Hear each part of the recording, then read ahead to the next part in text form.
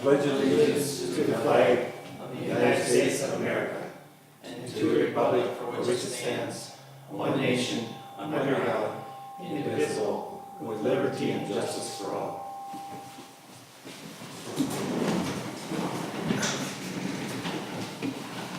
The first thing we're going to have is a roll call by the clerk. Dale Ames, Present. Jeff Pila, Present. Kelly Carroll, Here. Barry Wagner, Here. Walter Cleave, Here. Kristen Moen, Harold Jorgensen, Present. John Sutala, Liz Stockman, Present. Next thing, we'll have the clerk read the meeting policy. The agenda as printed or amended will be followed, so all necessary and needed actions by the commission will be addressed. The agenda can be amended by proper motion. Business from the floor is welcome and is allotted for on our agenda. When comments from the floor are made, you must first be recognized by the chair. Second, state your name and address for the record. And third, you will have no more than 3 minutes to state your comment or concern. Copies of the agenda and other handouts are available on the back table. Please sign in and turn cell phones off. Okay, the next thing on the agenda is we're going to approve or amend tonight's meeting agenda of August 22, 2017. Do we have a motion to approve this? I'll make a motion to approve it. Okay, Commissioner Farrell made the motion. Do we have a second? Second. Commissioner Wagner makes a second. Are there any questions?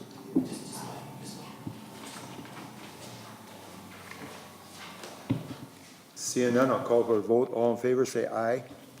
Aye. Opposed? Motion carried. The next thing we're going to do is approve or amend the July 25th, 2015 Planning and Zoning Meeting Minutes. Do we have a motion to approve this? I'll make a motion. Okay, Commissioner Pearl made the motion. Do we have a second? I'll make the second. Any discussion? Seeing no discussion, I call for the vote. All in favor, say aye. Aye. Opposed? Motion carried. The next thing is a floor item. Is there anybody on the floor that want to bring anything up from the floor?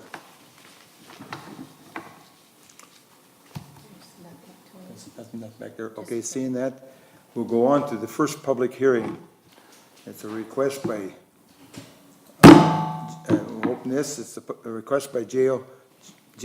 Helleberg and Celsius 3 LLC for an interim use permit to allow outdoor storage on a 2-acre industrial property owned at 20090 England Street, pin number 20-33-25-42-0006. And what we're going to do is the public hearing is continued from the last time. So what we're going to do at this time, we're going to go on and we're going to ask our planner to present this. Thank you, Mr. Chair. We do have an amended grading plan since the last time we met. Mr. Hagelberg raised his building up slightly. The city council approved the temporary storage until this meeting, so Mr. Hagelberg could get going on his fence, which he needs to secure the property prior to building construction. He's having quite a bit of building materials delivered to the site. And so the request tonight is to approve the outdoor storage and a screening associated therewith. He initially proposed a 10-foot fence, but could not do that because of the structural stability of the soils.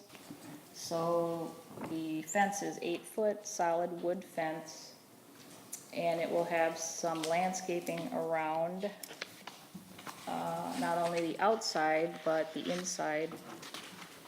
And at the last public hearing, if you recall, there was a neighbor there from across 201st that was concerned about what she'd see And I have since spoken with her and discussed what his intentions are, and she is satisfied with the proposed fence and the landscaping on the outside of that fence.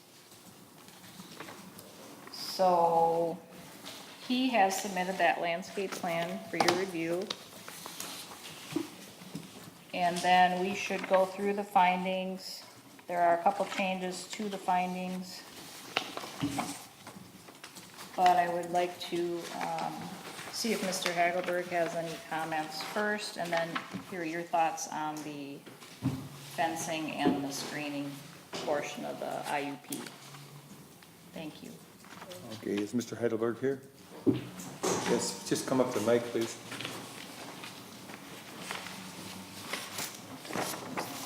Hi there, my name is Jay Hagelberg, 290 Iguana Street, Northwest.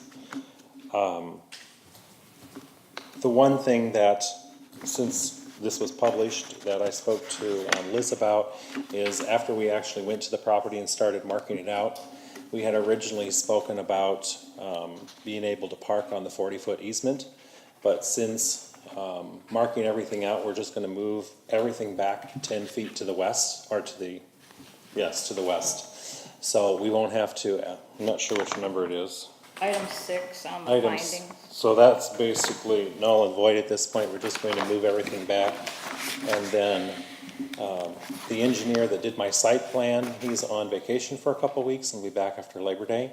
And then he'll redo a site plan for me, pushing the entire thing back 10 feet. And then we'll resubmit that paperwork, so you have that on your records.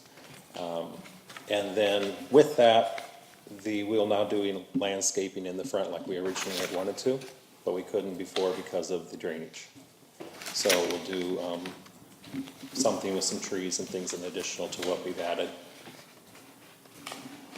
But all the landscaping will be either trees, shrubs, or perennials, so very low maintenance for us. Mr. Chair, Pardon me? I say Mr. Chair. Yes, I just wanted to clarify that what he was referring to was an area to display one of his tiny homes outside the fence. And he initially was thinking it would have to be in the drainage easement and that we do in some sort of easement agreement, but we no longer need to do that. So item 6 can be stricken from the findings. where's that gonna be now then? It's on his property now. It's It's gonna- outside of the easement. Okay. Which is why he's gonna move his fence 10 feet back. And then the sign and the landscaping and the display doesn't have to infringe in that drainage easement.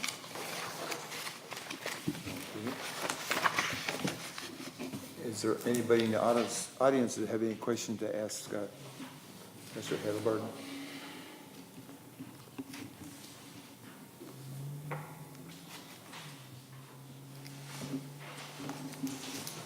What about in the planning and zoning? Is there any questions here that have in the plan? I have a sort of a stupid question. These small homes, they aren't big enough to meet our ordinance at all if we put them in our city, right? That's correct. We do not accommodate the RV type temporary housing on wheels. All of our structures have to be on a foundation or a slab. Well, I should say, we do allow very short-term RV parking for a guest, let's say, if you're having, I forget what the time period is, but, and then we opted out of the, I forget what it was called. The in-law? Yeah, the relative who's ill or an elderly person. I forget what they called it, about 6 months ago. Temporary family health care dwelling. There you go, temporary family health care. Thank you. Yep. You say these are on wheels then? Yep, so they're classified as an RV, so after it's built, it actually has 7 criteria that it has to meet with the state, and they're given the VIN number of the trailer becomes the VIN number of the RV. So if someone was purchasing one and financing it, it's listed as an RV with the bank. Okay. Another question I have is, that's gonna be setting a precedence for our city, isn't it? I mean, we can have a display of a home as advertisement? No. He can display that. He's parked back far enough from the street. Any parking can technically be within 10 feet of the street right away. So that's really not in violation if he's displaying a product that he's manufacturing. Okay. Liz, to clarify, is that a 40-foot easement or a 40-foot setback? It's a 40-foot easement. The easement, when the subdivision was platted, the original drainage easement went at an angle from northeast to southwest, and it was realigned to make the lot more appealing. It was realigned to be adjacent to Iguana Street, and then it runs down the south lot line between the parcels next to the pool place. So there's actually drainage easement, a 40-foot easement, because there's also a 10-foot drainage easement shown on the front of the lot here as well. Yeah, it basically overlaps each other. The 10-foot Okay. easement was there first. So this one that was across is rerouted around. Right. Okay.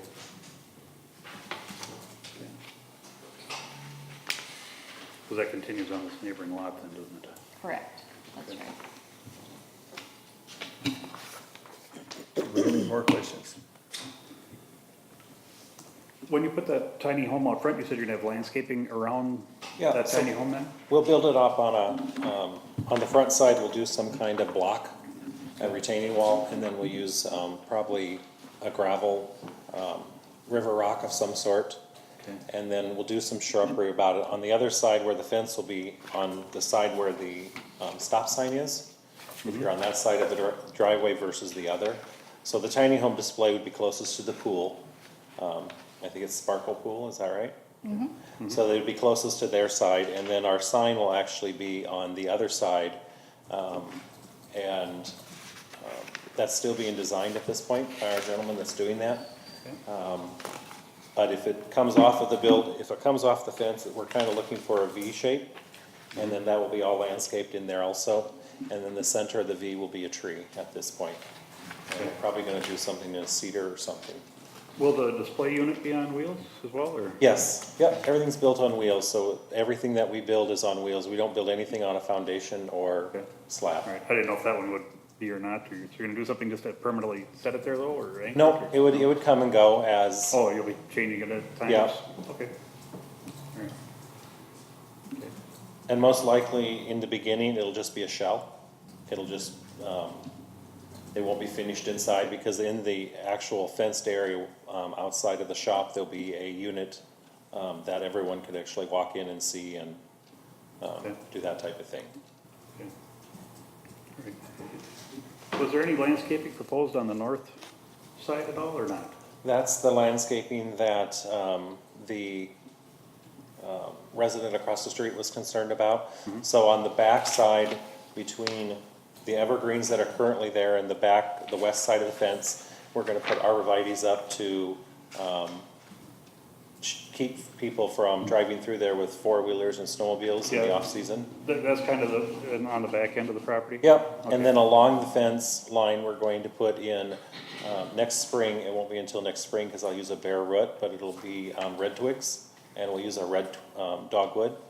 Oh, so you will have some landscaping in front of that fence then? Yeah, so there'll be some shrubbery in front of that, I don't know if we'll go all the way down, but we will put that throughout that, on that side. Okay, I was just curious, yeah, something to break up the side of such a long Yeah, piece of fence it's is what I was wondering about, 346 feet of fence, so, yeah.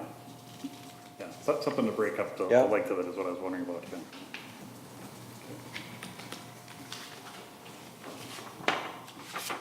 How many of them you plan on having on site at one time? probably just the two. Just So we would have a model unit, the display unit will be there, but then there'd be another unit inside, so probably three technically, one out front. But the one out front won't be, will be a shell. We don't really anticipate to, finish that one. And then there'll be a model unit, and then there'll be a second unit that we use as, a display that will do our shows, when we do the shows around. We'll do a sports show and a couple of the shows. Home and garden show we plan to attend, and so.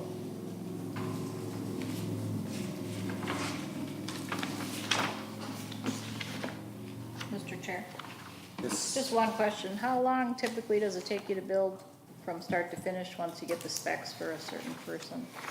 Depending on the involvement of the client, because the client can participate. So we do a 3 method. We do one that we build a shell and they finish it off. We do that they can participate in the entire process. And we do another that they just want to write a check and pick it up. So the write a check and pick it up has taken me about 3 months. The other one, I've done one with a person, and it took about 6 months because it was moved on a much slower pace because of their schedule. But that's mainly built inside. That won't be outside the building. Right. So it varies on timeline. There's one sitting right now, that's a shell, and that took 2.5 weeks to do what is sitting there. So it doesn't take a great deal unless, if I'm doing it, it takes longer actually if they participate because you're trying to meet their schedule. Sure. Okay, thanks. How many employees do you anticipate? It'll be myself, and then there'll be another person that works a full-time job. And then we have 2 different electrical contractors that are both licensed, that own their own company. And we have 3 different plumbers. Okay. So Subcontractors? all mainly subcontractors. So not a great deal of employees. Okay.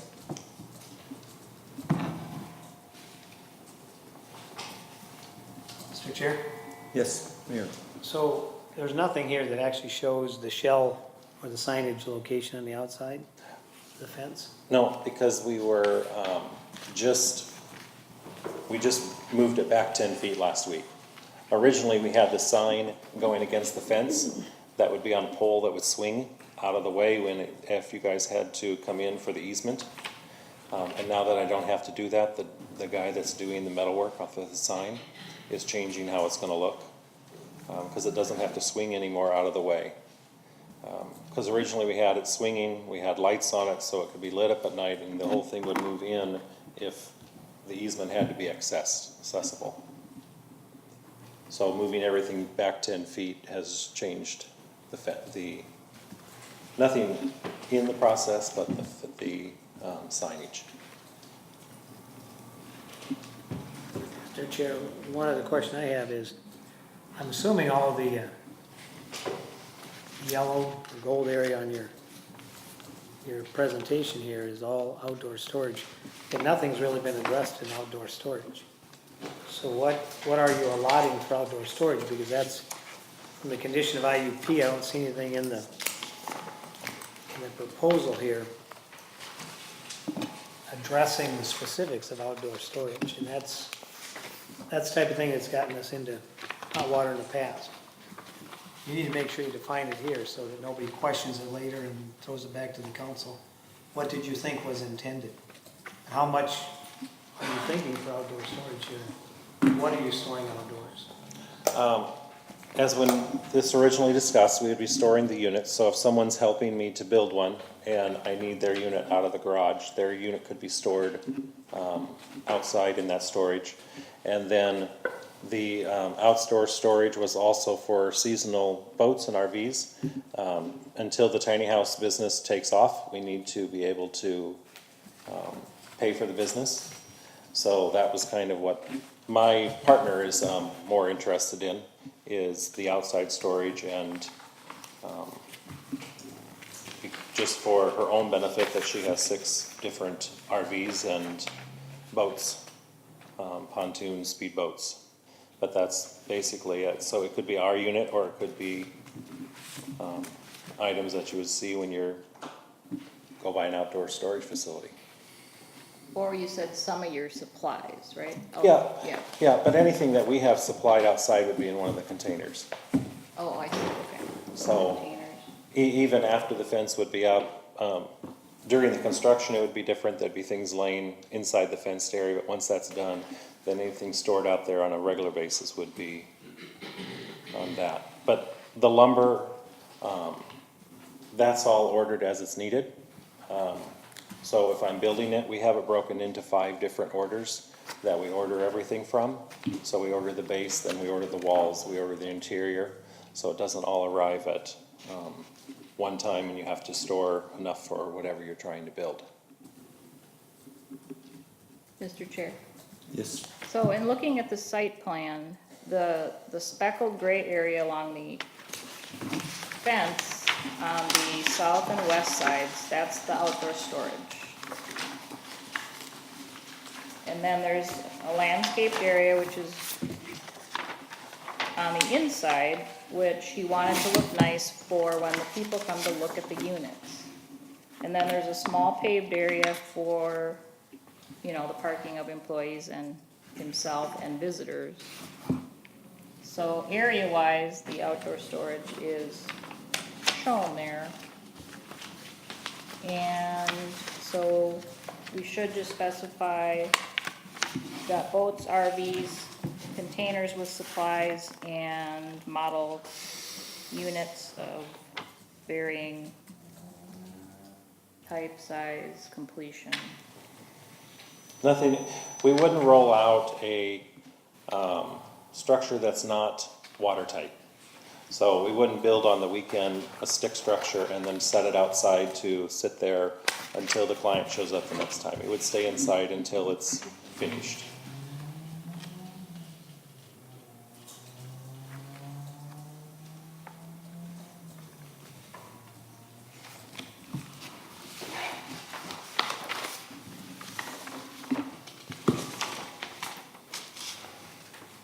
Any other questions?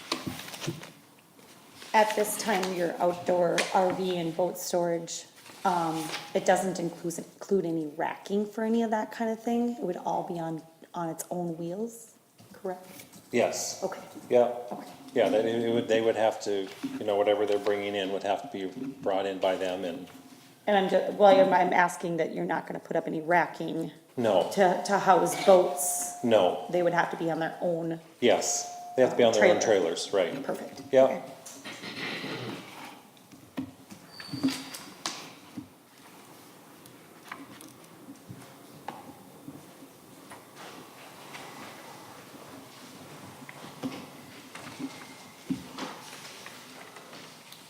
Well, Mr. Chair, I think that's germane to your discussion. How many items can be stored if you're 50 feet wide by, I don't know what the length is here, but 300 feet long?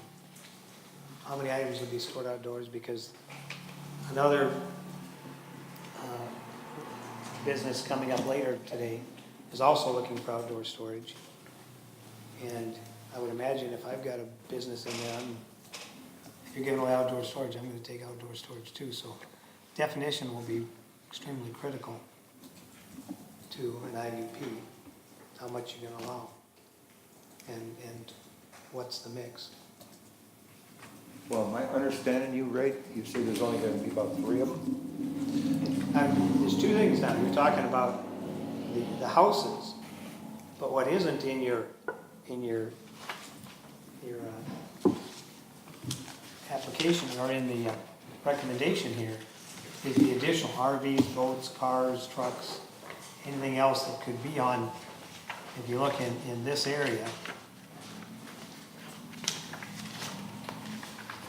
Anything that's in the gold there is all outdoor storage, so this is gonna be, as investors, RVs, boats, but potentially, if you don't define it, could be anything that could be stored in there until he needs the space.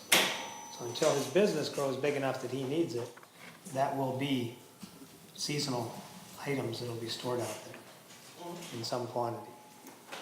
So it could be ice houses, it could be fish boats, it could be an RV. It'll be what's defined. Snowmobiles. Yeah.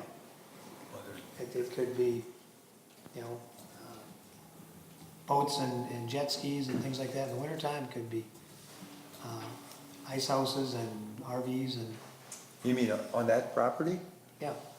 That's what I'm trying to clarify, that what he's asking for is, his investor wants to, until this business is up and going and needs that whole area, wants to be able to store her equipment and potentially anybody else's on that property. So everything you see on this this map that's speckled would be for storage of other equipment and anything that he needs as well. But right now, he's going to pretty much keep his buildings indoors until they're ready to be outdoors. So there's not gonna be much for little houses, tiny homes outdoors. Because once they move outdoors, they're generally getting ready to move. If someone's helping to build and it has to go outside, then when Once we. it's weather tight. Right, but then it would come back in to be built again because the air tools and compressors and everything are inside the shed, so the shop, so it's not, building out in the, class 5 or the outside storage area is not intended. And this area is all class 5, right? Yes, so it's a recycled class 5 that we're actually, have spoken to, can't think of, North North Valley. North Valley about purchasing. So it won't be the brown that it's seen, it's actually a black material, because it's recycled. A little less dusty too.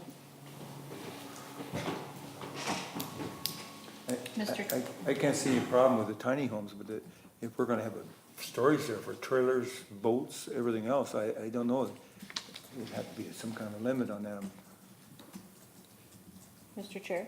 Yes, I think it's reasonable what he's shown here as far as shaded area, and we can refer to the square footage and basically what fits in there, if you're happy with that, if we define the types of things that can go in there. You know, you could say recreational equipment and give examples, and we also have a definition in our zoning ordinance. It's gonna be hard to pin a number on it unless you really wanna limit it, but I don't think what he's showing for area is unreasonable. And then anything associated with his business, be it, you know, the actual units or containers with supplies and that kind of thing, you know, would be fairly self-explanatory. But I don't know that, in my opinion at least, I don't know that we need to say X number of RVs or X number of boats if they're in this designated area. The reason it's 50 feet wide is so that they're driving on that and not the grass. Now, maybe the grass some of the turf will have to go away at some point, but I feel it's like sidewalks you put in a new business, you wait until after everyone actually drives or walks where they're gonna walk, because that's where we kinda need. So it's 50 feet deep in the L shape to accommodate people to be able to drive.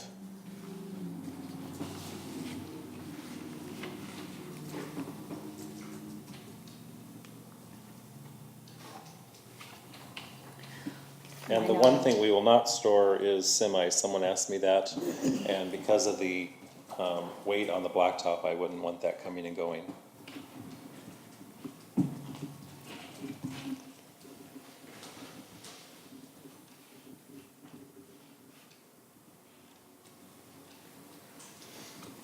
Mr. Chair, yes. just again, as you guys are considering the definition of what would be there, I know what happens, and I'm not saying it's gonna happen here, but typically in industrial parks, when our company was down in Brooklyn Park, typically people will store vehicles. And they're leaking oil, they're doing things going down into the holding ponds. And we knew it because unfortunately, the building we bought had the holding pond for the industrial park. And everybody who had some square footage that could put an old vehicle on it, they typically would stay there until whenever. And so either you have a time frame or a limit of what type of item is going to be in there. Because I can anticipate, like I said, you're gonna have another request for outdoor storage tonight. And if people see that, you wanna be careful in an industrial park that people just don't bring their old vehicles and start parking them on their lots because we've allowed outdoor storage. And we're fighting that over here right across the street, which became kind of an auction house, but it became a bit of a junkyard too. So you wanna have some restrictions, so if it gets out of hand, the council, the city has some way of coming back and saying, that's not within your IUP. This is, and so the whole square footage here is allowable, but what are the restrictions? So if you come back later and say, gosh, it's kind of turned into a junkyard, well, you didn't say it couldn't.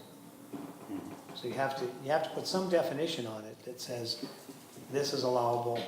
This separates it from what we were just seeing over here next to the maintenance building. How is that collection of vehicles different than this collection of vehicles? Mr. Chair, oh, sorry.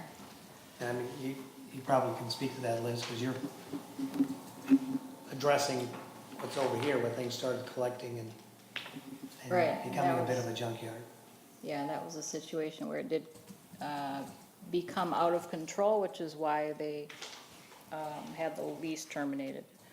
So a good way to control what he's speaking of is just to state that everything has to be licensed and operable. And they can't, unless it's stored indoors, which he probably doesn't want if that's his manufacturing area, that all the boats, RVs, whatever, have to be licensed and operable, including the trailers. That's something, we'll have to look at this when we close the public hearing, and we'll have to look at this. I think at this time I'll open it up to the public if they have any comments.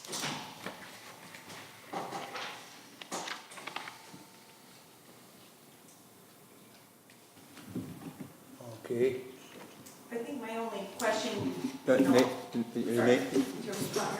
Take up name and address, please. Jenny Alders, and I'm 20299 Engen Boulevard, so I'm just right across the street. And again, you know, I have the similar concern that you guys are discussing right now, is just, you know, visibility and how does it look from the road, and making sure that all of the things that are stored are relatively new and in operable condition. So I just am wanting to state that that is a concern of mine. Okay, thank you. Did you get to see? You got it, okay. So that's your view here on the back page, Okay, sorry, I was late tonight. all right? But that would be, the projection is that's what you would see from your house. correct, assuming that there aren't RVs and things that would be above the fence, would be my concern. I think RVs are gonna be over 8 feet. RVs will be taller than 8 feet. So. Correct, so, and that's what I'm wondering about, is what I would view from above the fence.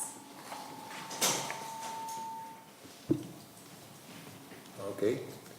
If not, we'll close the public hearing. Close the public hearing, no act upon it.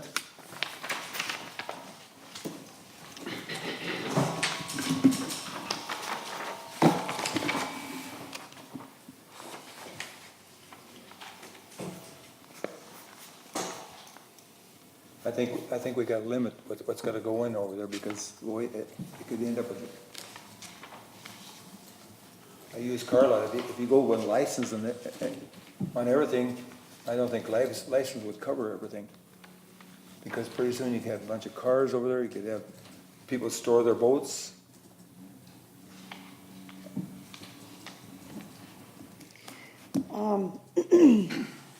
My comments, I'm not sure that we can control the licensing and operable if they're an RV trailer without a motor.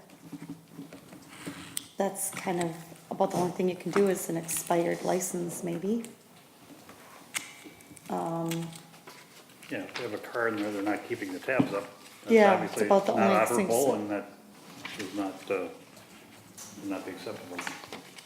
If they're taking rent for these items, you would hope that that would be part of their requirements. That if it's not up to date, they understand it's probably gonna sit there for a long time. But that's not our concern. Mr. Chair, Yes, Mayor. I think that's why you wanted to find it in the IUP. As the planner said, you can say it's got to be licensed and operable, which means it's current. It's not going to just sit there for years. I mean, they could go license it every year and still keep it there for years. But at least somebody's actively involved with it. It's not, I stuck it in the lot up and now then and don't think about it again. And again, the beauty of an IUP is if if the conditions of the IUP aren't met, the council has remedy to go back and say you're not meeting it, and if you don't meet the IUP, you can have it withdrawn. So that's why conditions, whenever you issue IUPs, the conditions are critical, because that's the only leverage the council has, the city has, to go back and say, these are the conditions, you're meeting them or you aren't. They need to be clearly defined, and if they're limiting anything, clearly what they're limiting. It's, this is a little different because it's in a commercial area. When you get to IUPs where you have residents on either side, that's really critical, because the residents want to know what's allowed and what isn't, what hours of operation, what can and can't happen, so that they always know that if the IUP isn't being adhered to, that there are consequences. But that's why you clearly define it, something that is identifiable and enforceable. And again, you want to give them the maximum use of their property. He's trying to get a business going here. So you have to find that balance between how does he get maximum use out of his property, but the neighbors and the community also is protected in that. Mr. Chair, Yes. just a couple comments. Absolutely, you can say that it's licensed and operable. You could also add that if it's a collector vehicle, it has to have collector plates, or it may not sit there for more than 6 months consecutively, which would be, a winter or a time when you're not using it. Most people would store their collector vehicles, in the winter. That's okay. You can state a number. I'm not sure that I would recommend a number of vehicles, but rather just we do refer to the square footage of the outdoor storage area. So if everything were inside that shaded area, that would be one way to do it. And my second comment is regarding the fence. Also keeping in mind that he's going above and beyond the screening requirements, not only with materials, but height.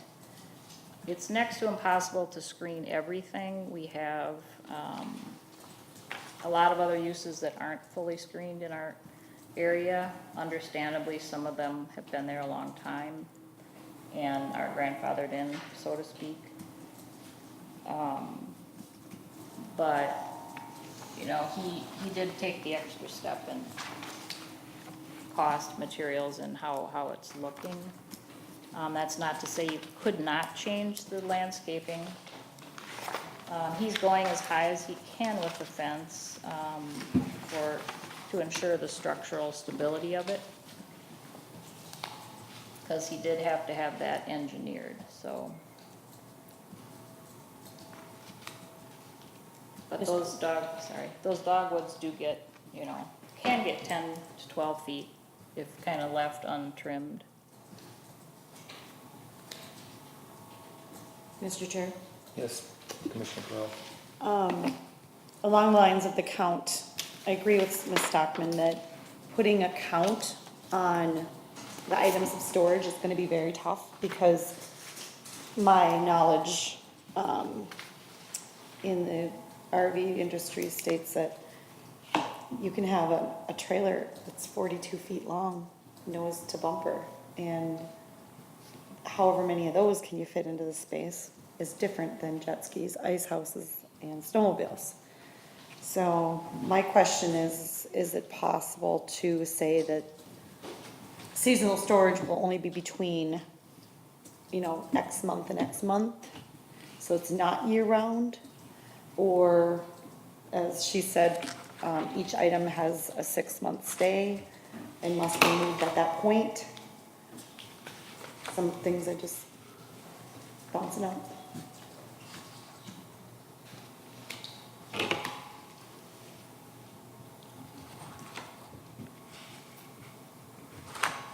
What are you thinking, Earl? Well,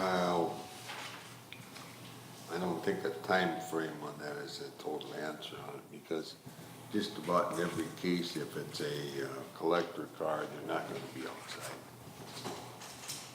Very few cases that you're gonna, I think we're beating something to death here. And we didn't do anything when A and B, we didn't tell them what to do when they moved in there, what they could and what they couldn't have. And now we come back and we decided we wanna have a new set of rules. So every time we get a different person in here, we decide to go, we change our rules. And I think we gotta settle down to one set and quit monkeying around, because we're beating this thing right in the ground.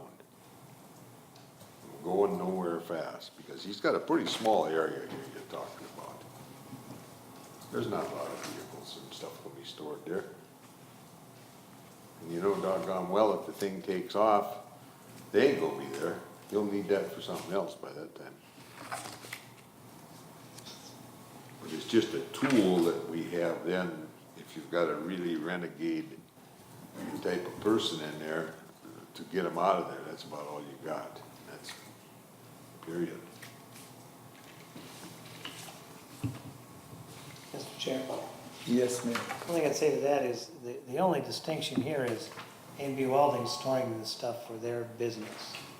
These are two separate businesses, if you will. One is to ensure that there's a profit, a return on the profit until the tiny homes get going. They have a separate business really going on in the storage. So they're storing other things that aren't related to the tiny homes, where A&B obviously is expanding to store more of their own supplies and equipment. And that's where the distinction, again, it's only, just under 25,000 square feet that would be for outdoor storage. But you're gonna get that question again tonight, and potentially again with others. Can I store things unrelated to my business? The one later tonight is a storage business. So, can they store things inside and outside? This is something where you're storing things that are totally unrelated to the business, which could happen at other businesses in town. Mr. Chair? But I agree, you gotta make some decisions quick, so, because there's other things coming. Yeah, that's one way to look at it. I guess I look at it, our ordinance does allow multi-tenant buildings too, so we could have different outdoor storage items on the same property. So, I don't know, there's different ways to look at it. I mean, he's going through the right steps in asking for the city's approval. He's not trying, to hide the fact that those are not associated with his business. I mean, that's a good thing, but I guess I'm not opposed to having those different items, especially if it is different tenants in the same building, as long as we are just, specifying and being very clear what you want to allow and what you don't.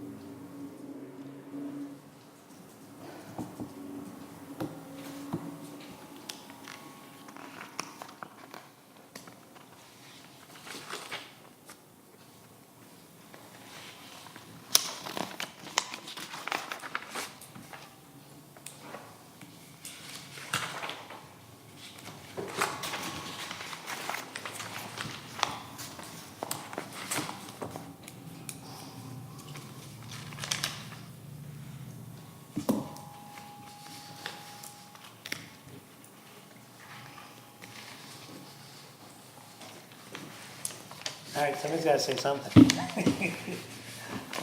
We got 5 more things to go here. Okay, if we, licensing and,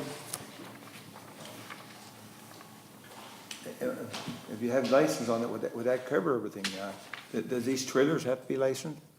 Yes, and the contract that's currently being at the lawyers tells the client, for lack of a better word, that they have to have, it has to be licensed. That they can't, just for that reason, I don't want it to become a dump, where the tiny home was stored before it was moved to the property a month ago.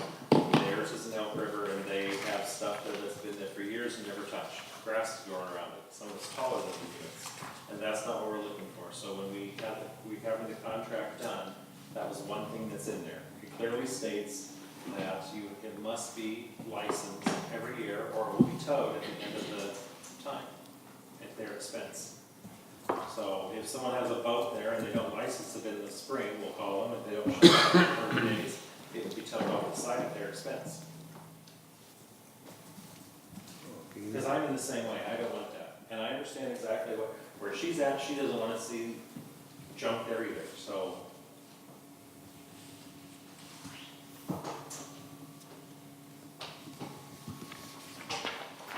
Mr. Chair? Yes, I'd like to offer up the definition of recreational equipment. Major recreational equipment's defined as travel trailers, converted buses, coaches, pickup campers, motorized dwellings, race cars, and dune buggies. Shall not include domestic or employment-related transportation, so people's work vehicles. I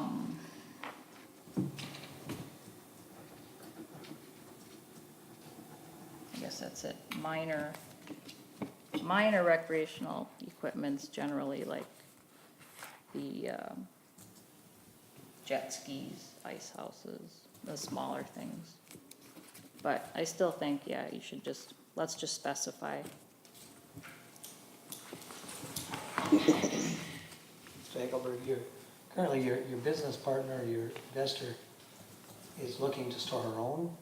She'll store her own also. She is in a large RV group that they travel multiple states throughout an 8-month period. And right now they all store in Big Lake. So they will most likely come to our site.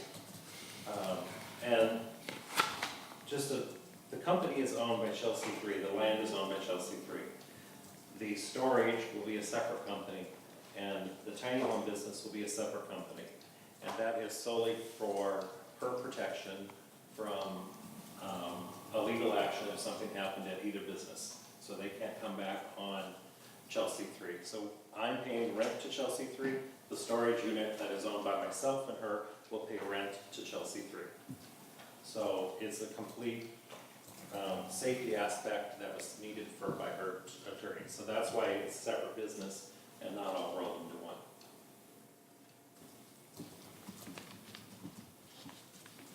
So the IUP then goes to who? Chelsea 3? Yes. Is that right, Liz? Yeah, The way the you property drafted it owner, here? right, the property owner.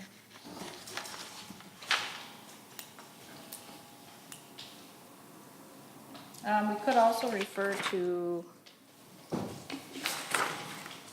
section 11-4-12B, 4B.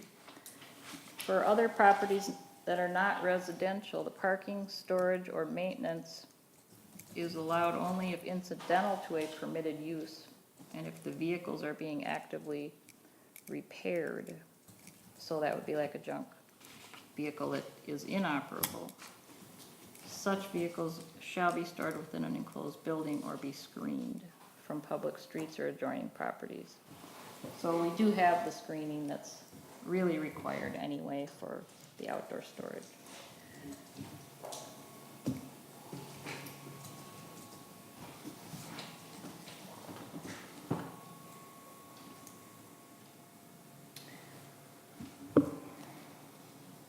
Mr. Chair, yes, Commissioner Bill. Question for Jay. Ideally, the storage is gonna be seasonal, and it's gonna be the winter seasonal, not summer seasonal, correct? I would guess, but I guess I can't say that if someone says that I don't know what's allowed in. Like an ice house or snowmobiles? Right, but I don't know if you have an RV, can you park your RV, or you live in an association? Elk River has many associations that don't allow an RV, so then they need someplace to park their unit. They don't allow boats to be parked unless it's inside the garage, and so I live inside an association that you can't even park your car on your driveway, everything has to be inside your garage. So if you have extra toys, If you have an extra car, you have to pay $50 a month to park it in the guest parking spaces. So there's, A lot of variation. right, In now then, you're allowed 2 major recreational vehicles, so people here can park their own RVs and boats. So,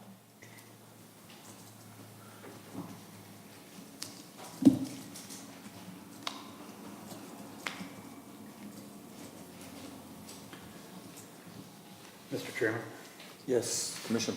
would it be just to add a condition that all vehicles must be operable and licensed and parked on the aggregate surface?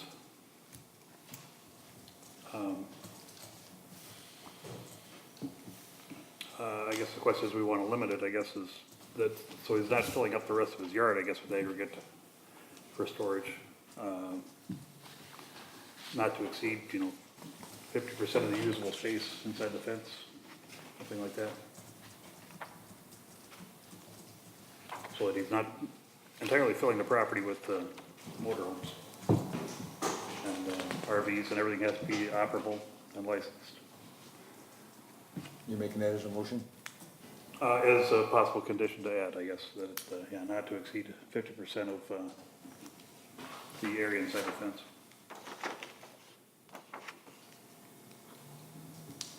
Do you have a problem with that? I thought we had agreed upon that area that he had in the first place. Could we just say as documented on exhibit whatever? yeah, I think Exhibit. that's better. And then if he goes, or if he wants to exceed it, then that forces him to come back to the city for an amended CUP or IUP. Right. I think the amount of stuff he stores in this area, they're not gonna wanna put them too close together and really Right. sandwich them. Well, and my only concern is that, as he gets some things parked here, maybe you might wanna have some additional driveway going around there as well too, I guess, the only other, thing, so you can have some circulation, I guess, with storage. Oh, way to get back out, Yeah. if it gets full, Yeah, if he has stuff all around the edges, the perimeter, is he gonna wanna add some other driveway through it, like you said, wherever, like adding a sidewalk where all the foot traffic goes. That's where I guess I still wanna have some, whether it be some number of, like I say, 50% of inside He's got a the comment. fenced area. He's got a comment. most of the turf that's currently there in the picture is absorbed by the septic unit. So we can't do anything. There'll be a mound, Okay, the septic unit will be on the west side of the building, and then the mound will be between the storage unit and the row of that set of trees. So we can't encroach okay. a great deal anyway, because that's where the septic unit is. Are you fine then if we limit it to what's currently shown as, Yep. Aggregate? On the tan, or I think it's gray on the white sheet. yep, Yep, stipple or whatever it is, yep? yep, the L Okay. shape. What is currently defined as proposed gravel is the maximum allowed area for outdoor storage of licensed and operable vehicles.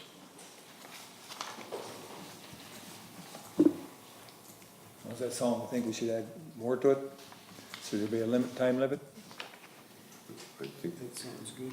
I think that we better move on. Mr. Chair? Yes, Just one other minor thing, on the very first page of the findings.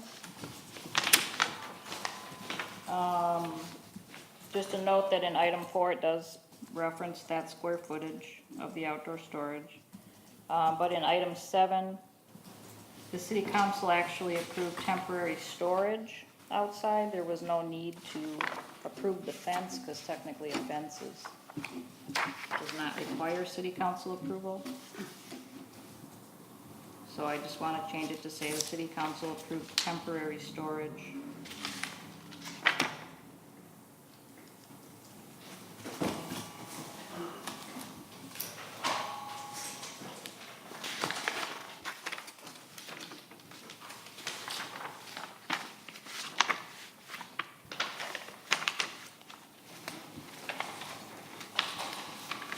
And then again, just referencing the deletion of item 6, condition 6.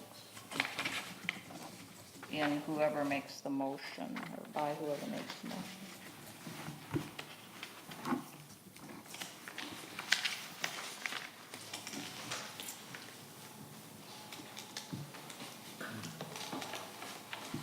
Okay, someone like to make this motion? For the things that we added to it? I don't know what kind of teeth we can put in there so it gives the council more, power to control it. Mr. Chair Ames, Yes, question Stop. for Commissioner Wagner. Did you specify, I didn't hear the first part of your comments about what types of recreational vehicles?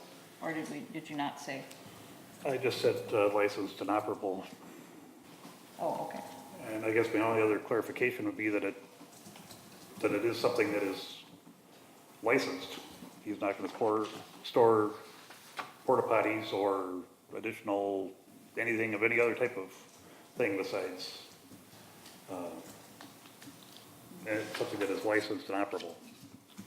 I mean, it won't be that it's long-term storage for whatever else somebody might wanna put out there. Any of A and B welding wanna say, can I put some of my storage out there? Something like that. We don't want anything like that. So recreational vehicles, no semi-trucks. You want to allow vehicle storage, just regular automobiles if they're licensed and operable? As long as they're fitting within the designated area?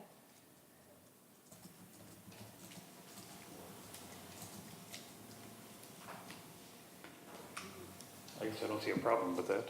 I mean, if somebody's traveling 6 months in their RV, maybe they store their car there the other 6 months. Trailers, snowmobile trailers. Those things are all ice supposed to have to be houses, licensed and they're licensed operable. They too. can't be sitting there on flat tires, yeah. Yeah. Ice houses as well? Is it? They're licensed as well if they're gonna travel on the road, yeah. So. Current licensed and operable.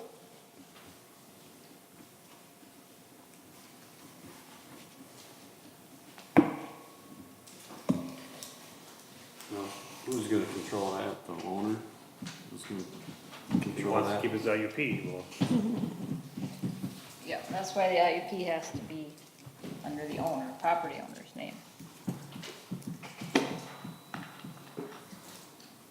think there's anything else we should add to this?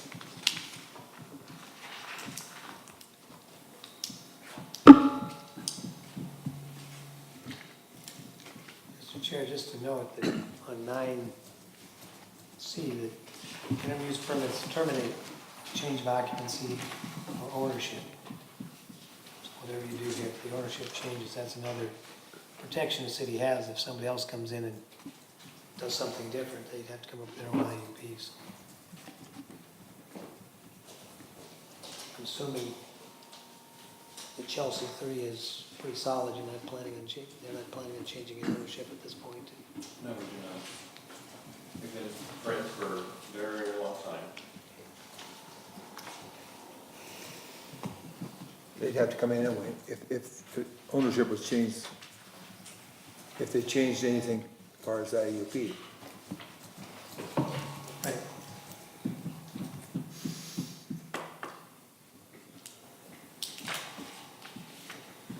Someone want to make a motion in with these things that we mentioned here?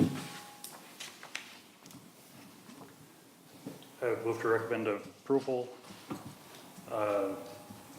with the items, or the findings of facts that are listed, including the discussion of the operable and licensed vehicles on the aggregate service only. And minus item 6. As discussed.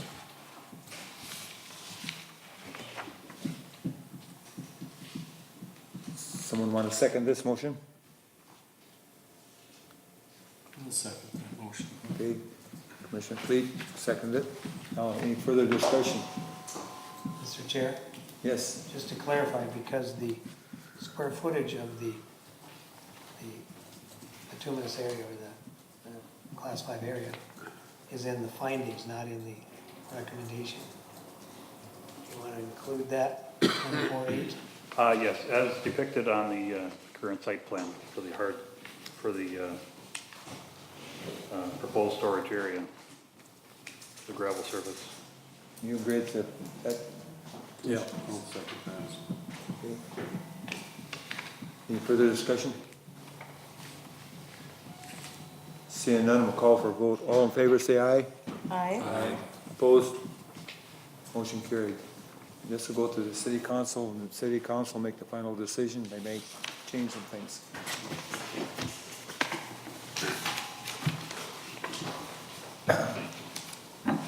The next public hearing is a request by Tony Denise Elfeld for an interim use permit to allow home extended business on 5 acres of property owned at 7140 Old Viking Boulevard, pin number 22-33-0010.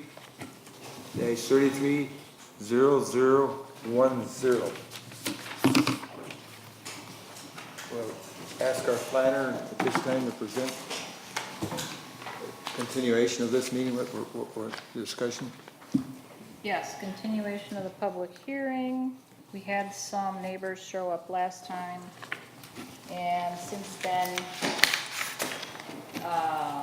Mr. Elfelt withdrew his request for live auctions. He also, talked to his neighbor about the driveway that is encroaching on the neighbor's property on the east side, and the neighbor is okay with that. I did put in the findings that he should submit written documentation to that effect. And the drawing that I passed around at the beginning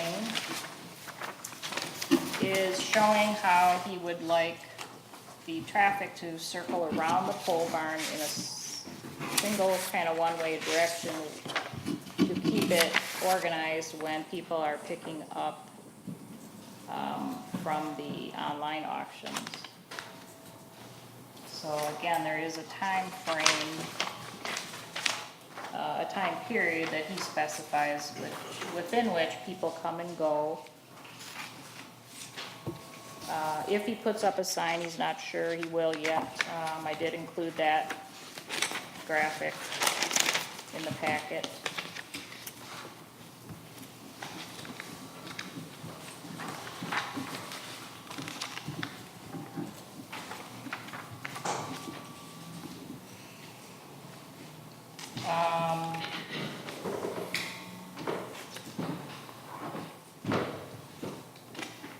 There was, let's see, I had emailed Mr. Elfelt regarding the auto sales.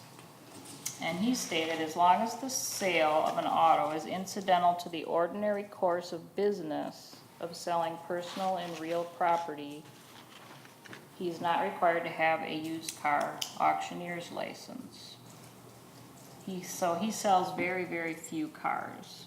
When we had initially talked, I was under the impression that he sold quite a few used cars that exceed, if you exceed 5 per year as a resident, you need a license. But as part of his auctioneer type license, he can do several per year. We still may want to specify a number not to exceed.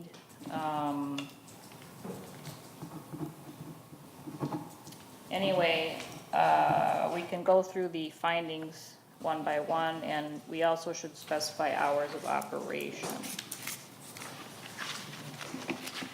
We can do that and close the public hearing then. Sure, yes, thank you. Okay. Mr. Esfeld. Good evening, I'm Tony Elfeld at 7140 Old Viking Boulevard. As far as the used car dealer license, I withdraw that. I'm not going to ask for that because I don't need it. I really don't sell cars. I sell pots and pans, antiques and collectibles and that sort of thing. As far as live auctions, I'm withdrawing that from my request as well. It would be nice to do live auctions there, but out of respect for my neighbors' positions on things, I withdraw that too. So we're talking about live auctions. We've been averaging a little less than 2 a month right now. I don't wanna limit myself to 2 a month, but that's what it's been since March. It's been a little less than 2 a month. The traffic, we tried this new method of putting out signs and having people drive around the building. When they arrive, they drive on the left side and all the way around, and I'm there directing traffic, and we have signs. It worked really smoothly, no traffic problems whatsoever.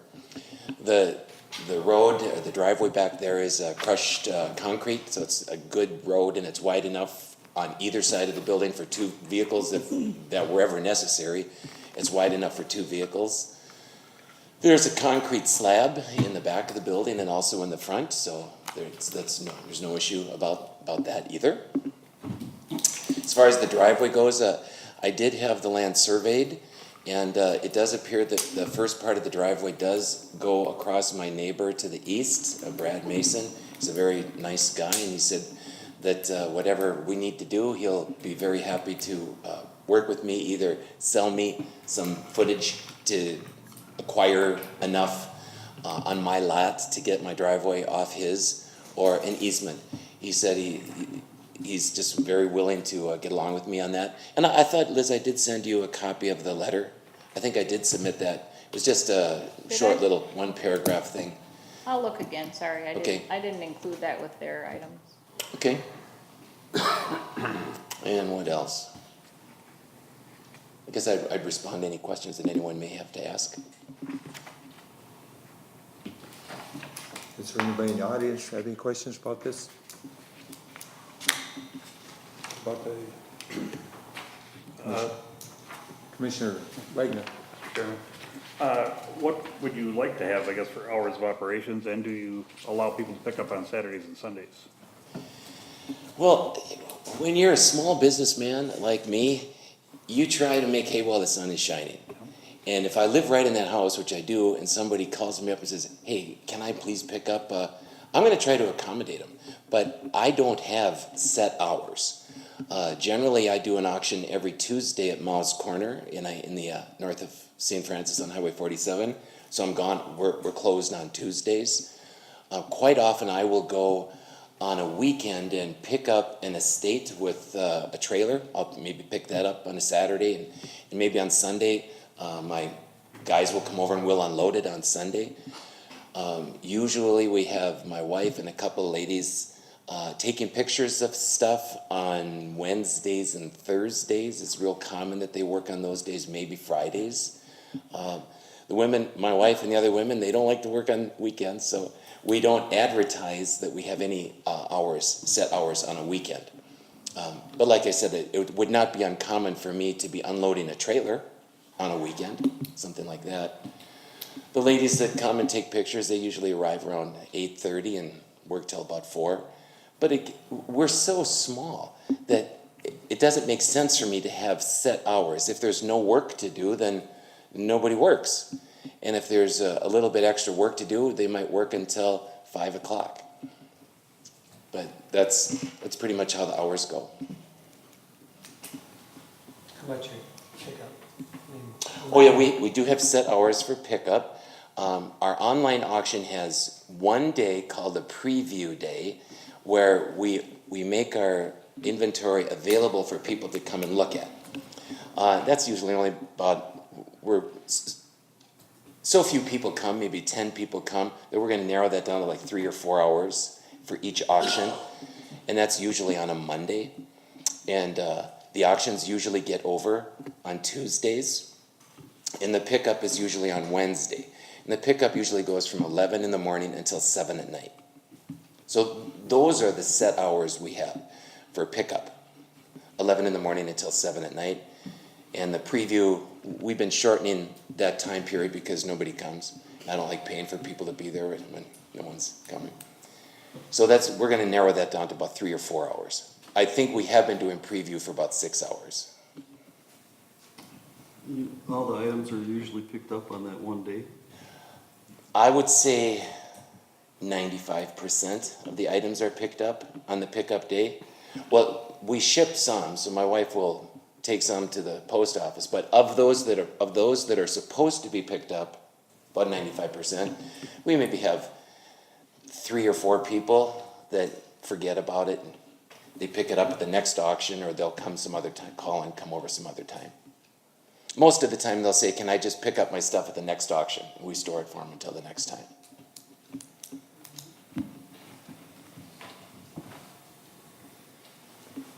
Mr. Chairman? Yes, So, Mayor. and Tony, as far as you pick up from estate sales, do you have any other deliveries, or do you ship UPS, or does typically Denise? Denise, post- we don't ship UPS. Denise takes things to the post office. She packs them up inside her building and takes them to the post office. As far as other deliveries, is there anything besides you picking up your own stuff? Yes, sometimes people will drive to our facility and drop off things for us to sell, maybe about 2 times a week. Someone will show up with some stuff in their car, their trunk, drop off some boxes of things. That happens about 2 times a week. So really, what we typically try and do as IUP is take a look at what your business is doing now. What's the earliest anybody arrives, what's the latest they leave? And what do you realistically see your growth plan to be? Because you don't want to come back here and say, gosh, I really underestimated things, I need to change this and go through this expense again. So we really try and get you to envision where you're going to be, earliest, latest, and realistic growth. So we know how many employees you're ever going to have on site. Because again, in IUP in a residential area, those are some of the limitations. So this is where you want to imagine what you're going to be in the immediate future, so you don't have to go through this process again. And so, rather than just limit it to when people pick up and don't, what's the first time either an employee or a client, customer, would be there in the morning, what's the likely latest there at night? And it's typically what you'll want is your window of operation. So if somebody's coming and going, your neighbors don't care if it's an employee or a client or whatever, they're saying, that's within the windows of operation. That's really what they're looking for here, is what do you want to, so that outside of this time, it's just you and your family and friends, but otherwise, it's business related from this time of the morning to this time at night. And Monday through Friday and weekends. It's regular business hours, I guess, 8 until 5, but my workers don't come at 8, but they could. If I asked them to come at 8, they would. And they usually leave by 3:30 or 4, but if I The needed pickup is 7, right? Pardon me? The pickups are as late as 7? Except for pickup, that goes to 7. So you're gonna wanna say at least an 8 o'clock, because it could be, if you're busy, you want them to come earlier. And it's within your window of operation. And you're gonna wanna go at least till 7 if that's what people are picking up. That's reasonable. Realistically, maybe it's 8 to 8. Well, Like it's your home, you decide what you want it to be, but let them know, and that's what they'll put in here. well, it's not gonna be before 8 in the morning, I can tell you that. And no employees are gonna be there working after 8 o'clock at night. As far as putting the online stuff together, it could be possible that if I need a trailer the next day, I might be unloading a trailer after 8 o'clock at night with 1 or 2 guys, but I mean, that hasn't happened yet. But conceivably, it could happen if I need to get a trailer available for the next day. Reasonably 8 to 8 is 8 to 8 would be more than Monday sufficient. through Friday. And what do you want on weekends? Will be the same. Am I doing that with this book? Close to the microphone? It'd be the same thing on the weekend. Again, it just depends on how much business there is. Up till now, we haven't been working on the weekends. My wife and I might do something on the weekends, or I might unload a trailer, like I said. I go out and pick up a load, but the processing that the ladies do in the building, they take pictures of things, and they type descriptions into a software program on the computer, and then they put it on the shelf. And we don't do that on the weekends. But somebody could come over and somebody who missed a pickup, they might come over on a weekend to pick up. So I would say 8 to 8. 7 days a week. 7 days a week. Okay. Any more questions here from the commission? Seeing none, again, I'm gonna ask the audience if they have any questions to ask. This time to ask it. Yes, Mayor? Mr. Chair, and then the other thing we typically identify in an IUP is how many employees. Yeah. So full-time equivalent is really what we look at. So if you got 2 part-timers, that's 1 full-time equivalent. So how many employees outside of you and Denise do you typically have? Typically, there are 3 part-time employees. And those are the ladies who work for me, the bookkeeper and office person, and the 2 ladies in the pole barn taking the pictures. But then if I go out and pick up an estate, I might take 5 or 6 guys with me on that day, just to pick up the estate. But they don't work in the building, Would they be parked on your property when you go out to pick up? sometimes. So Liz, can you capture that as giving the maximum employees allowed under an IUP? Well, Because if they're part-time, they're really, the maximum is really supposed to be 4 part-time or 2 full-time. But as Attorney Rupi once said, you could run a 300-person conglomerate as long as only 4 people were on your site at the same time, you're legal. So- besides you and Denise. Right, so that doesn't count, right, you and your wife. So you could have, presumably, have 6 then, you know, together. But 4, so 4 parked vehicles, and then, maybe I'm doing that. 4 part-time people, does that sound okay? So, not counting my vehicles, my wife's vehicle, the Correct. vehicles No. of the part-time people. Right. Well, it would be okay probably 30 days out of 31, but on a day where if I have a big pickup, I might have 5 guys come over, 5 different vehicles. Well, a couple of those guys might be friends. Hopefully they all are. But they don't arrive together. Or do they sometimes, how do you pick, do you have a large truck or trailer you haul up, or do they each haul a trailer? They usually get in my vehicle and everybody rides with me. Or if we need two trailers, we take my wife's vehicle too, and everybody rides with.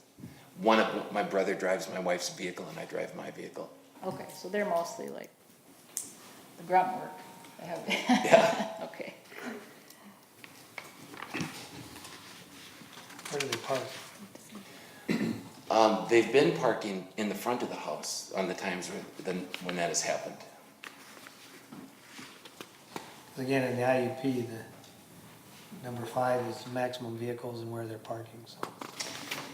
They could certainly park farther back. They could park back by the pool building, which is basically out of sight from the highway, or from Old Viking Boulevard. Again, the type of things you want to define in the IUP so that it's, if questions come up later, say a new resident, new neighbor moves in, one of his neighbors sells, a new neighbor moves in, wants to know what's going on, the more clearly define the IUP, you show them that, they understand what they're getting, and there's no surprises later, so. So if you want the vehicles in the back, state it now, so Tony knows, and that's what his practice becomes. It'd be very easy to accommodate that request. Okay. If there's no more questions, we'll just close the public hearing and we'll act upon it then. Okay, public hearing is closed.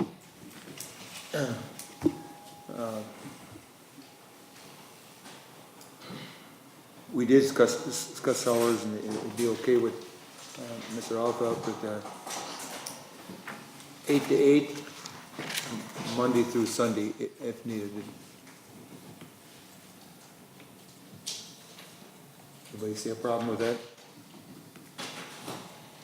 And also, parking, do we want to have these employees park back behind there? Instead of out in front?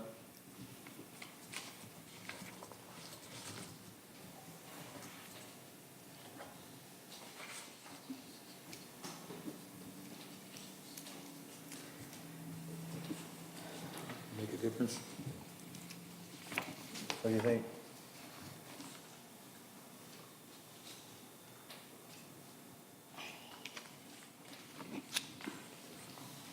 It probably wouldn't hurt to have that because then the neighbors couldn't complain. That's the biggest problem you have, people complaining. And it wouldn't be a problem to him, we could ask him to have him parking back behind. I think there'd be ways to put that in there. And the big issue then is employees. You say he could have 4 full-time, 4 part-time, No, 2 full-time or 4 part-time, 2 full-time, 4 part-time? not including his personal, he and his wife, and, yeah. Would his relatives, are they technically gonna be employees as well or not? His wife and him wouldn't be employees. Well, he said his brother helps him too, I Yeah. guess, that type of thing. It- Are they, is that termed an employee as well? Typically in the IUPs, it's family members who actually live there, Or just who live there, okay, Okay, family is living. spouses and children. okay. But he could say one of them or 2 of them was full-time for that day. And they'd all be part-time. Huh? They'd all be part-time. I didn't, They would all be part-time. okay, they'd all be part-time. No, you can't have both charities, so you can't have 4 part-time and 2 full-time, it's either or. Okay. So max, Considered full-time equivalent. 4 part-timers is considered 2 full-timers. Or instead of 2 full-time, okay. Mr. Chair, Yes, Commissioner Brown. I have one question for Tony, and it was in regards to the future sign. Obviously, there's no sign as of yet, but are you attempting to put this sign on the building, or are you gonna have a sign at the end of the driveway? There is a sign on the building right now, it says Arctic Cat. It was there when I bought the building, I don't know how long it's been there. But my preference would be just to change the front of that sign that's already there to say auction or AAA auction instead of Arctic Cat. But I understand the sign is too big for our ordinance. They can't be cut down any? Is it the outside dimension of the mechanical sign, or is it for example, if there's a white glass that's 5 feet by 6 feet, but within that there's a printed sign that is the 12 square feet, is it just the printed sign, or is it the white part on the outside of the sign?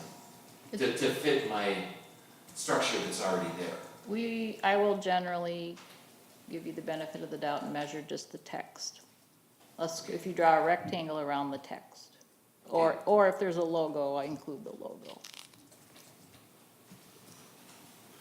I would appreciate it if that were an option that I'd be given then, to use a new face to that 5 foot by 6 foot sign within a rectangular border that complies with the square foot requirement, as Liz just mentioned.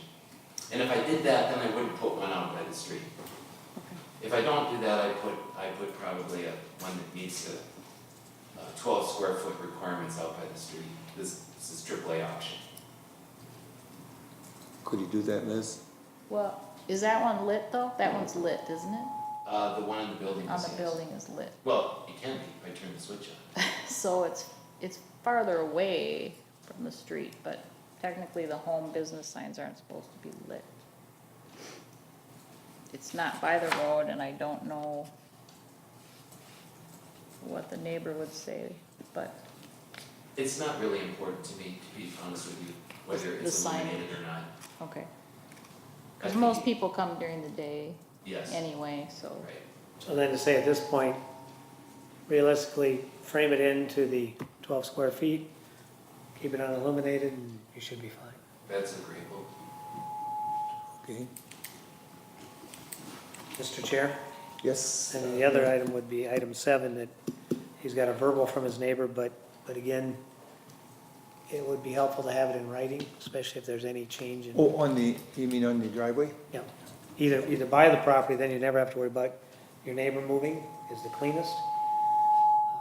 But short of that, we should require that there's something in writing. Cleanest is have him sell it to you. That is my intention. To buy from him, you mean? Yes, Just to Yeah. solve the problem? Okay. it's gonna help us both whenever we wanna sell Yep. a property.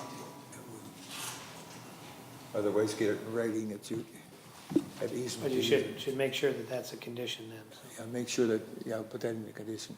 Is it purchase or easement recorded? Say lot line reconfiguration or easement established. Okay, then we have item 2. The allowance of auto sales, I'd like it to say only as associated with,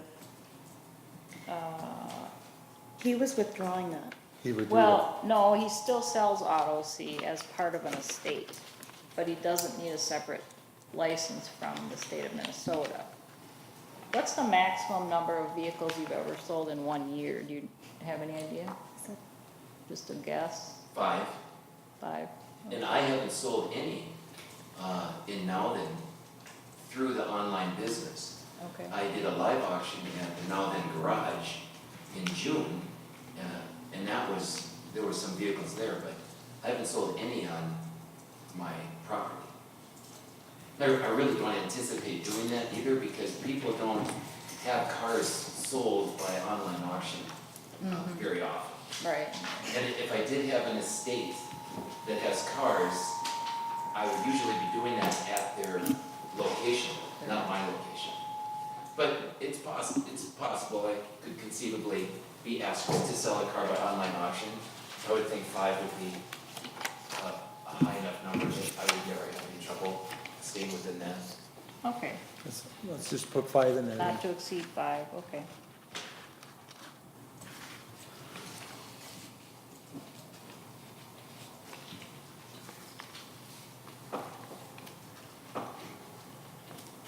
Any other things?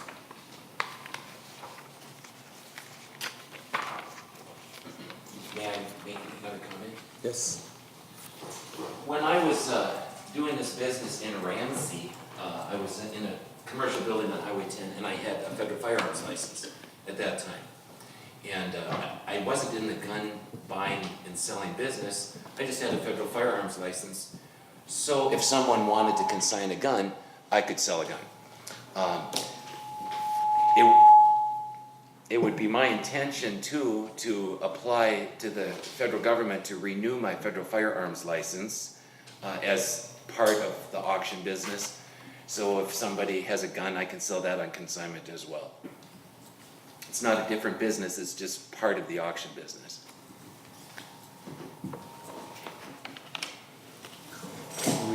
Anybody see a problem with that?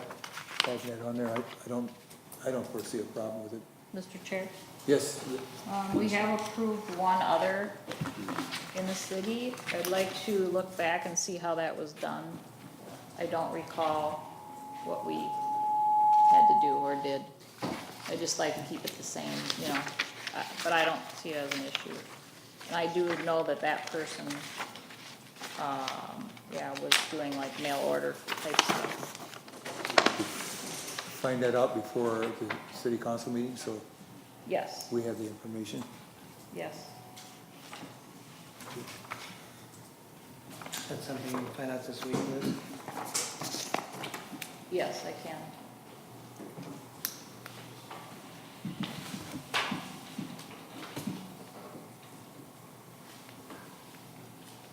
Mr. Chairman? Yes, Just to Commissioner. finish up number 2, where he talked about 5 vehicles per year. I guess I'd want to say that they're stored on gravel or pavement or indoors and on site not longer than 10 days. Think you'd be okay with that? If you're going to be selling it, that you could limit the time that you'd have those vehicles on site, if you do sell a car. I would think 1 month would be plenty of time to get the car in and get it sold. So 30 days.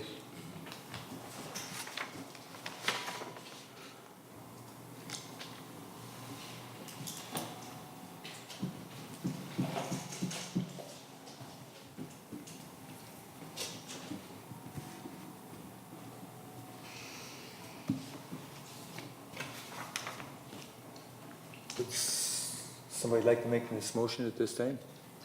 The things we discussed? I'll make a motion.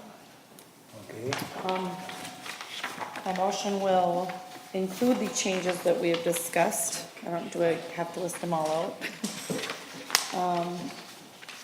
Once these items have been changed to his recommendations, I move to approve everything discussed and approve once we also have the written permission on the driveway as well. Okay, do we have a second to this?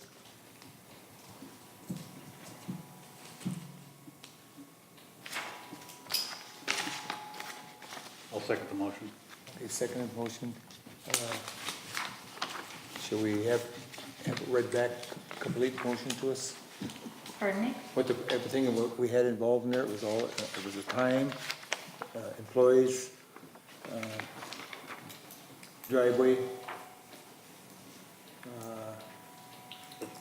5 vehicles per year. 5 vehicles, 12-foot, square foot sign maximum, And gun, hours 8 to 8. also about the, being able to sell guns, license. And Liz is gonna check that out. Yeah, well, you got the lot line reconfig and the easement, maximum of 4 part-time employees, not including family. Liz, could you confirm that it's 12 square feet on the sign? Is that what the ordinance is? Oh, it's 6 square feet, it's 2 by 3. I thought we changed it to 12, actually. I checked it. No, I did check, and, I was sure we changed it about 6 years ago. I know, Corey and I had this discussion, and I believe it's still 6. And it was a if it's double faced, it's 12. But we could not find anything related to that changed it, so I don't know what to say. I was very sure that we had changed it at some point. Yeah, I was gonna say, when I heard the 12, I was assuming 3 by 4 myself, so.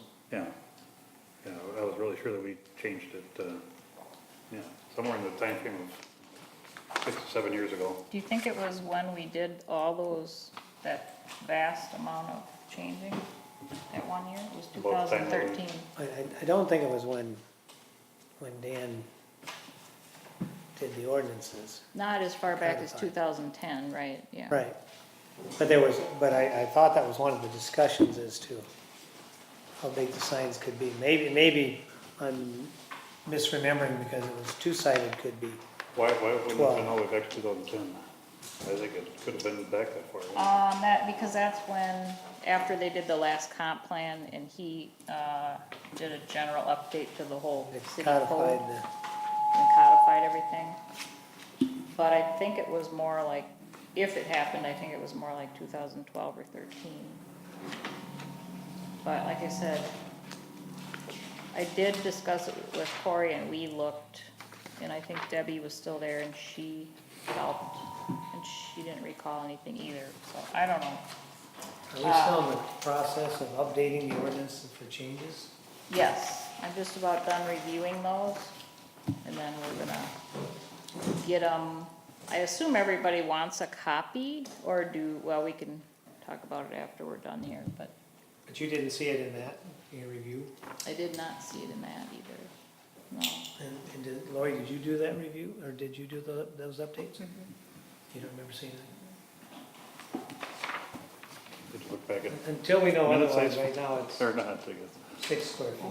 It'd be hard to know which minutes to look at. Yeah. Big sign. Okay, is there any discussion on this, motion we got on the floor? We all know what it's about, what it is. I'm clear on it. So, motion by Kelly, second by Barry. Yes. So any further discussion? Seeing none, we'll call for the vote. All in favor, say aye. Aye. Opposed? Motion carried. Come to the city council meeting, and we don't know what'll happen there. Is that the next city council meeting then? Yes. Well, We will inform you, Okay, likely to be next Tuesday. thank you very much, everyone. We have that special meeting, Liz, you'll let everybody know. sure. Great. Okay, we'll go to the next public hearing. It's, continue this public hearing. It has to do on the request by Tim and Green Inc. for preliminary and final plat approved to allow the subdivision of 2 new 5-acre lots, 3 total lots on an 80-acre property owned at 19447 Malvern Boulevard, pin number 28-33-25-23-001 and 28-33-35-24-001. Okay, we're gonna ask the planner at this time to present. So since the last public hearing last month, their surveyors made a lot of changes to reflect what was requested in the city engineer's first memo, and I handed out a memo dated August 21st from yesterday, where they got the grading plan in, which completed the submission requirements for the most part.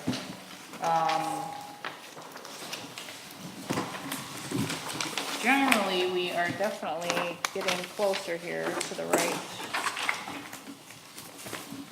Sorry, just gotta find that. So the grading plan, yeah, with the shading is the newest plan, which meets all the buildability requirements. It shows the pads, the lowest floor elevations, like a typical grading plan, the primary and secondary backup, or primary and secondary septic sites, the access, which is considered temporary for both lots onto Nowland Boulevard, that was approved by the county previously. You'll notice that the cul-de-sac length was made a little longer to go to the end of the second lot. And it also, the configuration was changed slightly so that the second lot had a more desirable building site. All the wetland delineation's been finalized. Let's see. So in the findings, you should go through those and just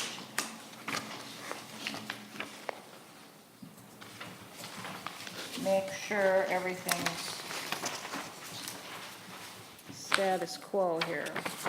Just a few minor things that Shane Nelson pointed out for engineering in his review. For instance, just showing a culvert that was shown in the wetland delineation but not shown on the site plan. The preliminary plat has to be signed by the surveyor. So we can just refer to this August 21st engineering report in our findings.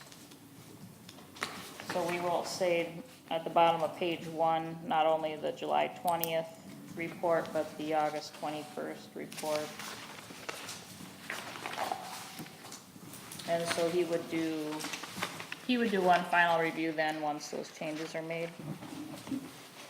I don't have any problem, nor does he, making these changes contingent tonight.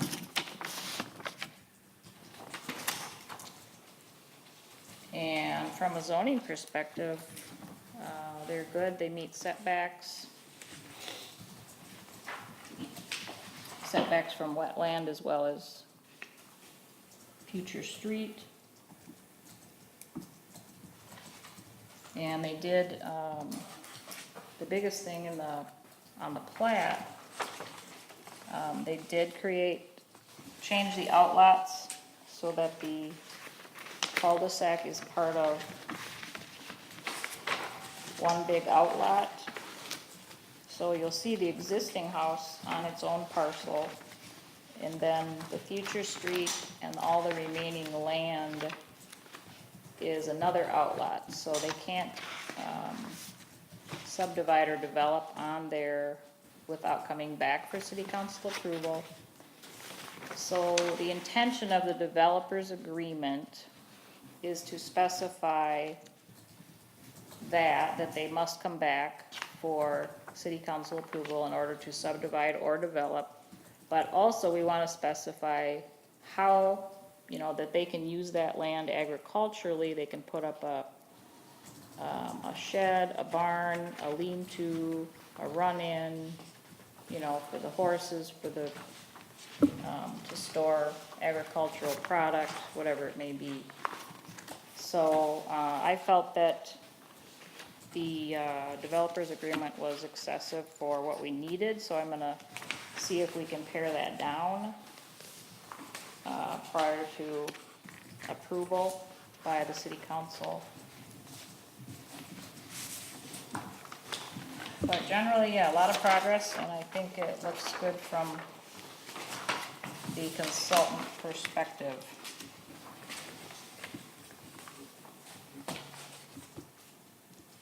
Mr. Chairman? Liz, just to clarify, so Outlot C though, they could not put any buildings on Outlot C? No, they can, related to the agricultural use of the property, they may not put a house or anything, principal structure on there until they come back and subdivide Outlot C. So they would not be able to construct another home other than the 3 total without building that road. Barry, that's on page 2 of the developer's agreement, Okay. blue there. I just thought typically you could not build on an outlet. No, you can't, but that's typically a principal structure. We have to, that's why I would like to specify in the developer's agreement. We don't want to prohibit them from using the land agriculturally. Right, I don't have a problem with that, but I was specifically asking about building structures on it. Right, no more houses or principal structures, yeah.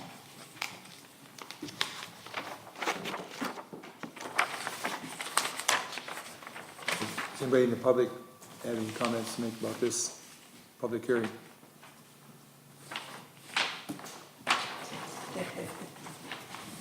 Yes, I do. I'm Tim Ming, I live at 19447, I'm one trying to get this all done. Yeah, the only thing like Liz says, we're looking to keep the agriculture for hay for our horses. If we have to put up a shed in the far back to house the hay, that's down the road a bit. But we'd like to get this going as soon as possible before they start digging. They put in the frost fees for the electric and the gas. And they done everything that's been asked, put a lot of money into it, and just want to make 3 houses with our horse barn for our family. And that's it. Thank you, Mr. Ring. Thank you. Anybody got any questions to ask him? I think we went over it pretty good. Have any more discussions here in the planning and zoning? Seeing none, I'll ask again. The public, this is your chance. If you want to have some input into this public hearing, you can do it this time. Seeing none, I'm going to close the public hearing, and we're going to act upon it now.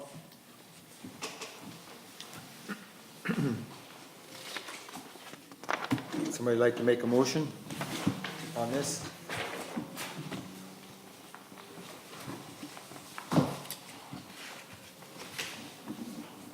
I'll make a motion that we send this city council with the recommendations from our planner and also from our engineer. The engineer wants more information, though. It has to do with the culvert, right? Just say subject to the engineer's August 21st report.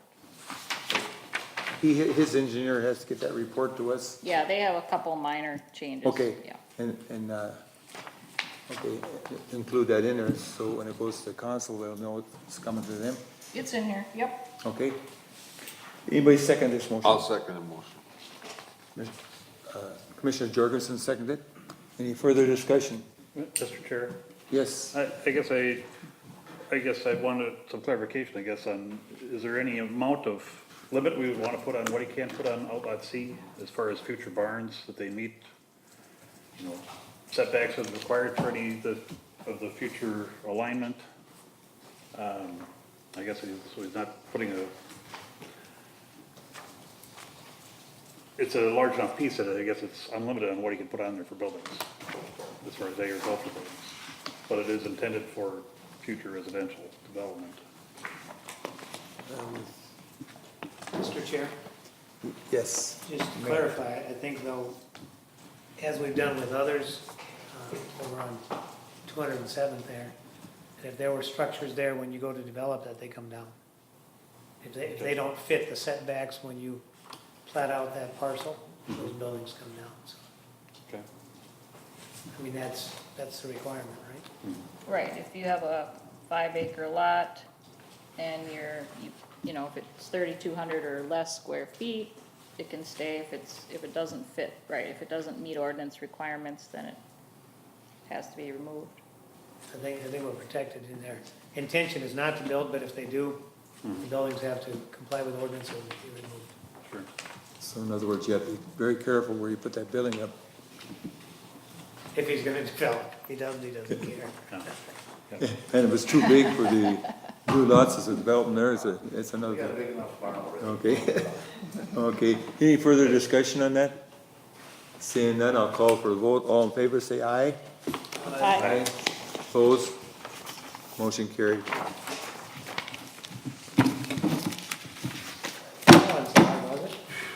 I'll let, you're all tan. I'll let you know when the meeting is. It's probably gonna be next Tuesday. All right. Thank you. Okay, we'll go to the next public hearing. The next public hearing is a request by Josh Peterson for conditional use permit to allow multiple buildings on a single parcel. The addition of 2 new storage buildings and the intern use permit to allow outdoor storage for a 4-acre property owned at 19950 England Street, pin number 20-33-25-42-0011. And we'll let our planner at this time present. Yes, thank you. I'm still getting organized. I've spoken to Mr. Peterson and his engineer quite a few times this month. You were handed a revised site plan today and grading plan. So let's keep that in front of us. What Mr. Peterson would like to do, if you look at the site plan that was given to you tonight, it's sheet 2 of 4. If you look at the southerly building, Chair Ames, you're looking at the wrong site plan. It's the one I handed out tonight. It's got it's double-sided.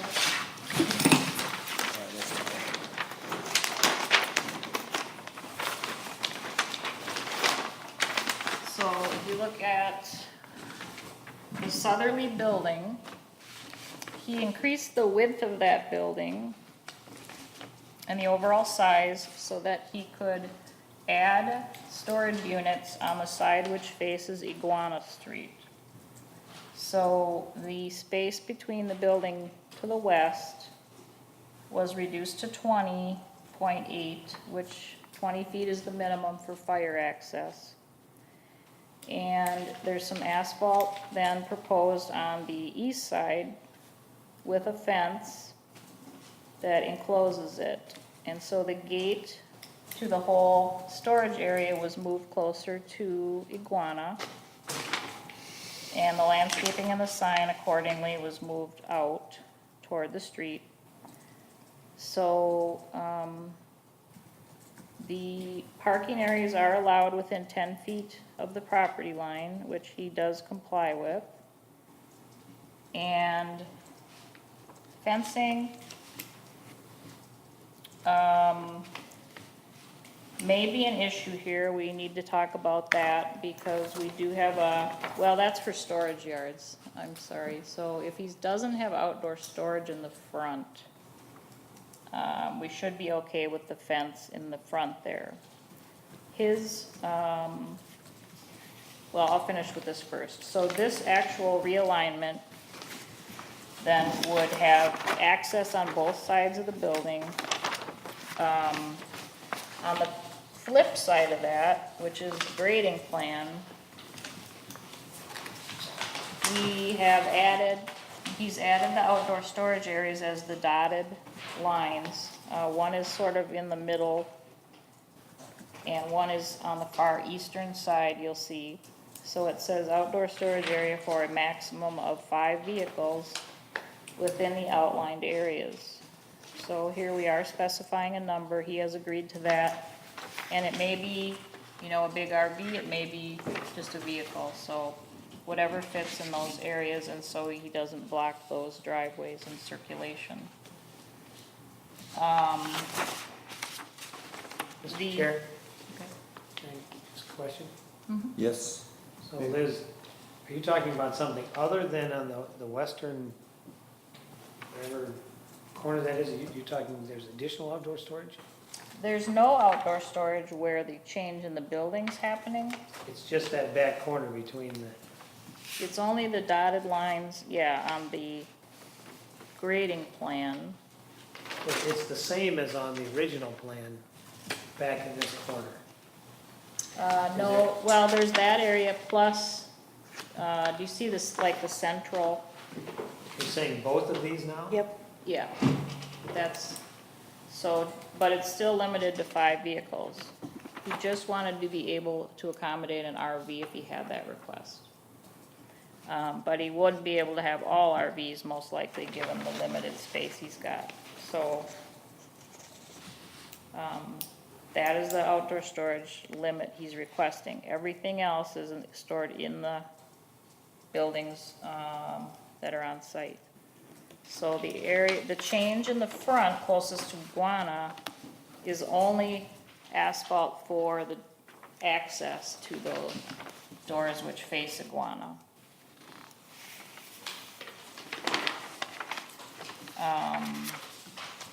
Now, the 20 feet separation between buildings doesn't necessarily allow a car to be parked in front of garages that are opposing each other and have one be able to pass. But, you know, I would suspect that that's extremely rare if it ever happens. I would think that, you know, 2 people could figure that out, how to get around that. But that is something that you can discuss. I did want to ask Mr. Peterson about his gate and maybe have him describe what that might look like to you. I believe it's going to be the carded gate where you, automatic entrance. So maybe at this time, Mr. Chair, we could allow Mr. Peterson to say a few words. Is that all right? Is Mr. Peterson here? This is Josh. Okay.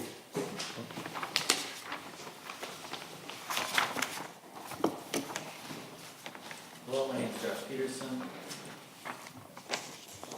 My name is Josh Peterson, and my address is 7679 185th Avenue, and I'm here tonight to chat about this new proposal here. The gate and whatnot is kind of still up in the air for the most part. Yes, I do envision it being an automatic gate where everyone would have a fob. Hopefully the placement and whatnot is not an issue. I think that's semi-negotiable if it is an issue. And ultimately, if there's any additional screening or, you know, any suggestions you guys have, I'm open to that also. Do you guys have any questions for me on this? Well, how wide is that? The drive aisle? I don't have a ruler, but I would assume it's around 25 feet.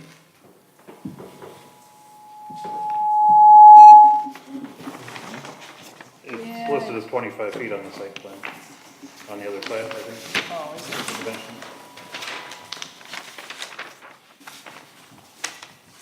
Yeah, it's about 25, 26 feet, I'd say. concern is if the gates are swinging out, you're only 10 feet back from the curb, those gates are gonna swing out into the roadway. There is an option to have a gate that would slide back and forth rather than open like a, in this fashion that's shown here.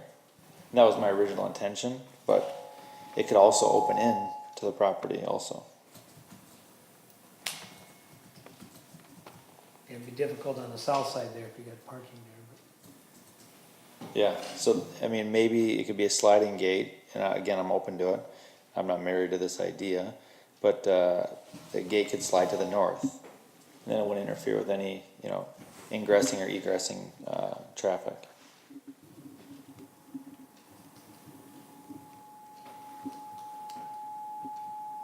So the street surface is, you know, inside the right of way, so there is room for a car to pull out of the drive lanes, you know, when they're stopped at the gate.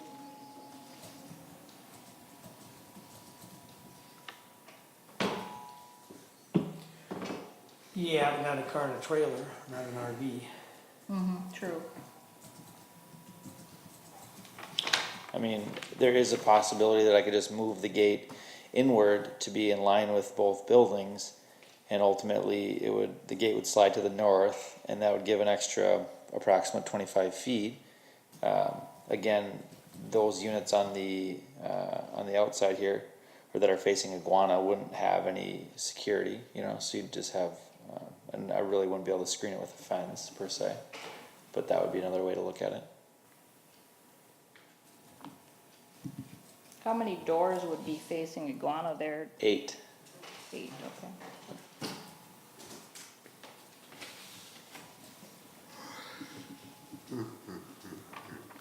Do you think that would it be hard for you to lease those units without a fence, do you think? I mean, I think it's a different conversation, you know, and I think that the rate may reflect that potentially, but maybe not. I mean, I don't really want to put anyone in a situation where their items aren't secured either.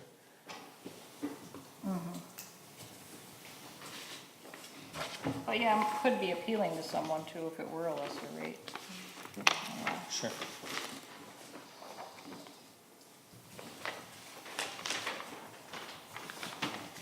As far as the outdoor storage goes, I mean, I don't get a lot of calls for outside storage, so I'm not really envisioning, you know, any issues with this. I mean, I think it's, at this point, I don't think I have 3 outdoor storage spaces filled.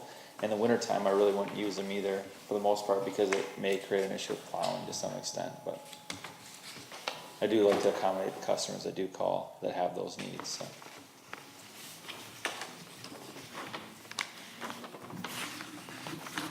Yeah, that's true with snow storage. If you get a big snow year, you probably would need that Yeah, to pile. yeah, we've been fortunate in the past to not have anything, you know, serious when it came to snowfalls, but